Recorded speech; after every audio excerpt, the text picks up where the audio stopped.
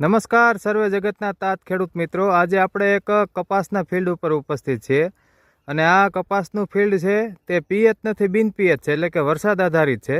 તો આ જે ખેડૂત મિત્ર છે એમની પાસેથી જ આપણે વધુ માહિતી લઈએ. તો વડીલ, તમારું શું નામ છે? ચંદુભાઈ ચંબુભાઈ રામાણી. ગામ તમારું? ગામ સલડી. હા, લીલિયા તાલુકો, અમરેલી જિલ્લો. જિલ્લો. હવે તમે કપાસની આ કઈ વેરાયટી વાવી છે? અમૂલ 155. હા, અમૂલ 155 વાવી છે. પછી તમે ગયા વર્ષે કેટલી વાવી હતી? ગયા વર્ષે મેં વાવી હતી 10 થેલી વાવી હતી. હા, 10 વીઘા. હા. અને ગયા વર્ષે તમને કેવું લાગ્યું હતું? હવે સરસ થયું હતું. હા, વણ મેં 40 વીઘાનું વાવ્યું છે. વણ 40 વીઘાનું, ટૂંકમાં 40 વીઘાનો કપાસ છે, એ બધું એક જ વેરાયટી વાવી છે.